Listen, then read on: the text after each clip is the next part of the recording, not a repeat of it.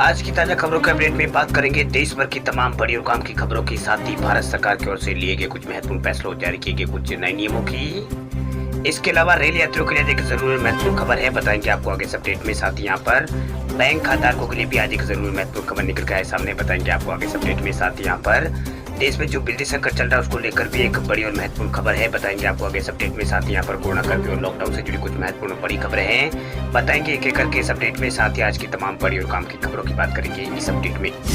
बात करते हैं आज की पहली बड़ी खबर की, तब IRCTC देश भर में करेगा बस टिकट की भी बुकिंग। भारतीय रेलवे की सहयोगी कंपनी IRCTC यानी Indian railway catering and tourism corporation अब देश में बस टिकटों की बुकिंग भी करेगा। वही यात्री किसी भी शहर के लिए IRCTC की रेल कनेक्ट ऐप से आसानी से टिकट बुक कर सकते हैं।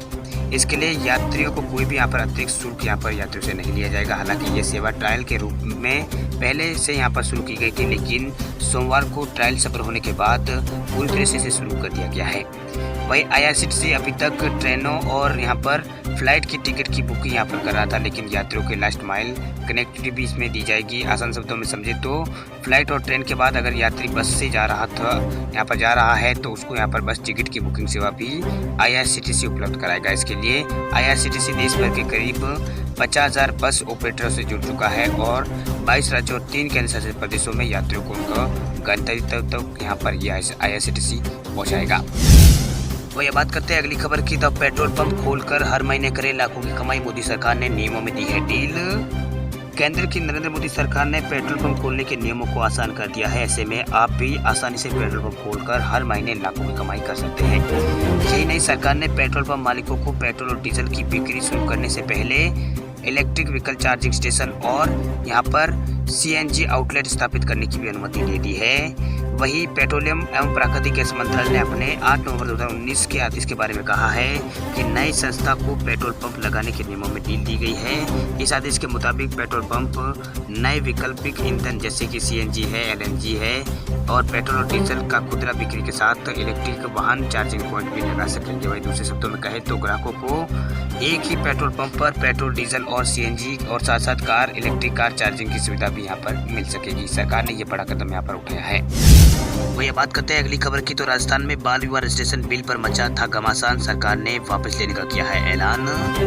राजस्थान सरकार ने हाल ही विधानसभा में एक बिल पारित कराया था। वह राजस्थान सरकार की ओर से पारित कराए गए इस बिल में बाल विवाह का रजिस्ट्रेशन कराए जाने को अनिवार्य किया गया था। राजस्थान के इस बिल पर तभी विवाद शुरू हो गया था जब इसे विधानसभा में पारित कराने के लिए विधानसभा में पेश किया गया था। वह विपक्ष के साथ ही देश भर के सामाजिक संगठन इस बिल का विरोध कर रहे थे। अब राजस्थान सरकार ने अंतर्राष्ट्रीय बालिका दिवस पर इस विवादित बिल को लेकर अपने कदम पीछे यहाँ पर खींचने का ऐलान यहाँ पर कर दिया, यानी इस बिल को वापस लेने का ऐलान कर दिया है। वही मुख्यमंत्री अशोक गहलोत ने ऐलान किया है कि बाल विवाह रजिस्ट्रेशन बिल को राज्य सरकार वापस लेगी। वही मुख्यमंत्री अशोक गहलोत ने साथ ही ये भी ऐलान किया है था कि सरकार इस बिल को सहमति के लिए राज्यपाल के पास यहाँ पर नहीं भेजेगी। यानी मुख्यमंत्री अशोक गहलोत ने ये भी ऐलान किया है कि इसे राज्यपाल के लिए इस बिल की सहमति के लिए राज्यपाल के पास इस बिल को नहीं भेजेगी। आपको बता दें कि राजस्थान में अनिवार्य विवाह रजिस्ट्रेशन बिल में बाल विवाह को भी रजिस्ट्रेशन कराने का प्रावधान सरकार की ओर से किया गया था, जिसकी वजह से ये बिल विवादों में आ गया। वही बात करते हैं अगले मिनट की, उत्तर प्रदेश में बिजली संकट को लेकर बड़ा अपडेट, CM योगी ने दिए है निर्देश, कहा गाँव या शहर रात में नहीं कटेगी बिजली। उत्तर प्रदेश में कोयले की कमी से पैदा हुआ बिजली संकट बढ़ता ही जा रहा है। इस कड़ी में मुख्यमंत्री योगी आदित्यनाथ ने राज्य में कोयले की किल्लत की आशंकाओं के बीच बिजली विभाग की बैठक की। वही CM योगी ने अधिकारियों को निर्देश देते हुए कहा है कि गाँव हो या शहर, राज्य में रात में बिजली नहीं कटेगी। उन्होंने कहा है कि अगर जरूरत है तो बिजली विभाग अतिरिक्त बिजली खरीदे।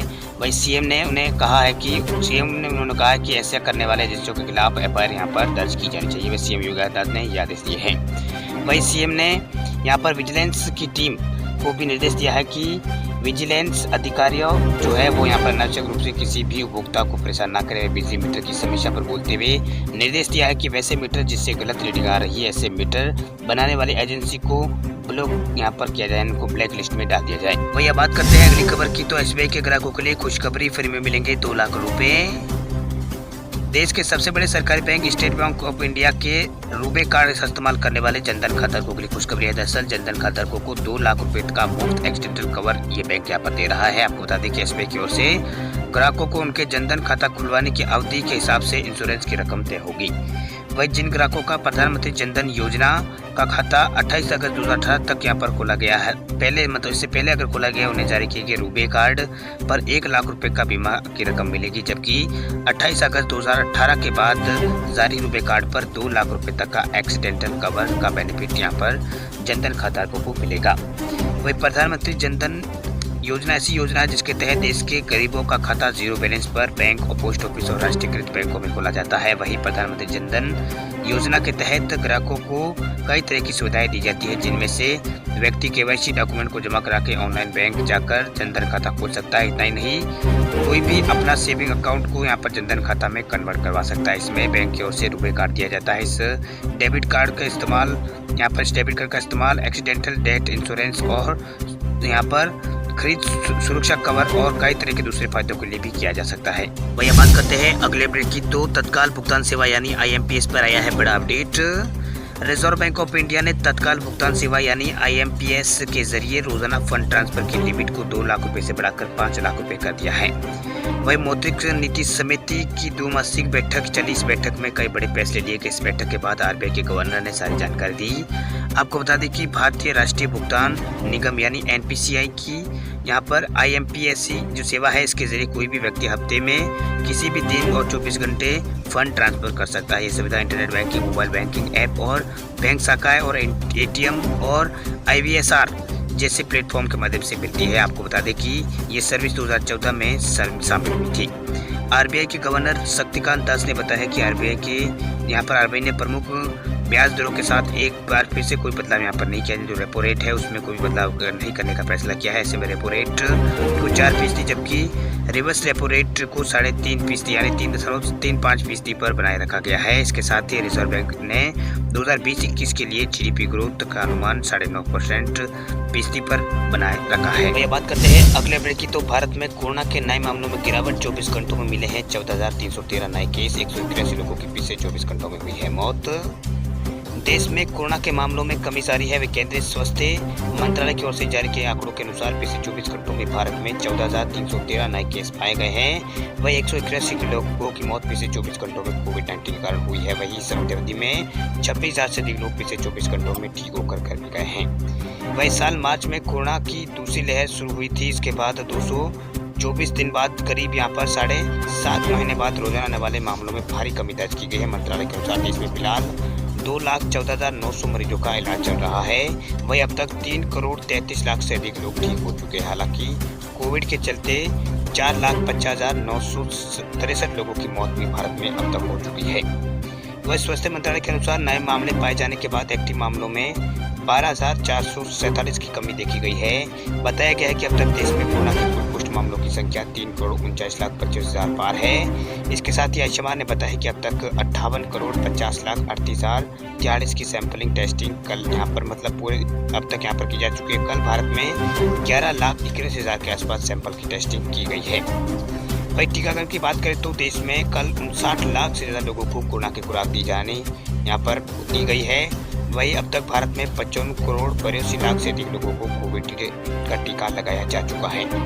वही मंत्रालय ने बताया है कि सोमवार को टीके की 65 लाख के आसपास खुराकें दी गई है। अब तक यहाँ पर 95 करोड़ के आसपास लोगों को भारत में कोविड-19 की खुराक दी जा चुकी है। वही 16 जनवरी से पहले चरण में स्वास्थ्य कर्मियों के लिए टीकाकरण की शुरुआत की गई थी। बाद में इसे फरवरी के आगामी मोर्चे पर कर्मियों को यहाँ पर जो स्वास्थ्य कर्मी थे उनको टीकाकरण शुरू हुआ था। उसके बाद 1 मार्च से वरिष्ठ नागरिक और गंभीर बीमारी से जूझ रहे 45 साल से उम्र से ज़्यादा लोगों के लिए टीकाकरण शुरू हुआ था। वही 1 अप्रैल से 45 साल से अधिक उम्र के लोगों का टीकाकरण का जो अभियान है वो प्रारंभ हुआ था। बाद में 1 मई से 18 साल से अधिक उम्र के सभी लोगों पर टीकाकरण की शुरुआत अब हुई थी। अब भारत में अब तक 55 करोड़ से अधिक लोगों को कोविड टीका लगाया जा चुका है। वही देश के अन्य राज्यों में भी कोरोना के मामलों में अब अलग अलग राज्यों में अब कोरोना के मामलों में गिरावट दर्ज हो रही है। दिल्ली में पिछले 24 घंटों में 23 नए मामले सामने आए हैं। वही महाराष्ट्र में भी यहाँ पर मामलों में कमी आई है। पंजाब हरियाणा में कोई मौत नहीं हुई है। 26 नए मामले यहाँ पर सामने आए हैं। वही असम राज्य के अंदर 270 नए मामले यहाँ पर सामने आए हैं पिछले 24 घंटों के अंदर। वही तेलंगाना में 183 और यहाँ पर आंध्र प्रदेश में 310 नए मामले पिछले 24 घंटों में आए हैं। वही केरल राज्य में 6,996 मामले पिछले 24 घंटों में सामने आए, लेकिन 84 लोगों की मौत तो केवल केरल में हुई है। वही बात करते हैं अगली खबर की। तो चक्रवाती तूफान जवाद को लेकर बड़ी खबर। बंगाल की खाड़ी में बना है चक्रवाती तूफान जवाद। ओडिशा और आंध्र प्रदेश के तटों की ओर बढ़ने की है संभावना। भारतीय मौसम विज्ञान विभाग यानी आईएमडी ने कहा है कि चक्रवात जवाद बंगाल की खाड़ी में यहाँ पर बनने के लिए तैयार है। वही मौसम विभाग ने कहा है कि 13 अक्टूबर के आसपास बंगाल की पूर्वी और मध्य खाड़ियों से सटे उत्तरी अंडमान सागर के ऊपर कम दबाव का क्षेत्र बनने की संभावना है। वही मौसम विज्ञान विभाग ने पूर्वानुमान में कहा है कि सिस्टम के पश्चिम और उत्तर पश्चिम की ओर बढ़ने और 15 अक्टूबर के आसपास एक अच्छी तरह यहाँ पर चिन्हित निम्न दबाव के क्षेत्र के रूप में दक्षिणी ओडिशा और उत्तरी आंध्र प्रदेश के तटों तक पहुंचने की संभावना है। मौसम विभाग ने कहा है कि इस चक्रवात को जवाद कहा जाएगा। यह नाम सऊदी अरब की तौर से यहाँ पर दिया गया है। इसके प्रभाव के तहत अगले 4 दिनों के दौरान अंडमान और निकोबार द्वीप समूह में छटपुट गरज चमक के साथ 30 से 40 किलोमीटर प्रति घंटे की रफ्तार से तेज हवा चलने के आसार है। कुछ इलाकों में बारिश होने की संभावना है तो कुछ इलाकों में हल्की तो कुछ इलाकों में भारी बारिश होने की संभावना जताई गई है।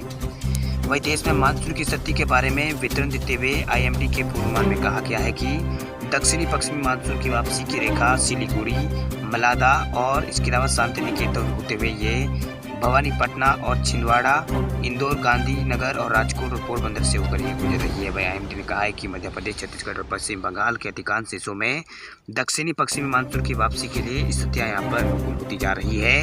वही अगले 24 घंटों के दौरान गुजरात, महाराष्ट्र और ओडिशा, पूर्वोत्तर भारत के अधिकांश हिस्सों से मानसून वापस लौट जाएगा।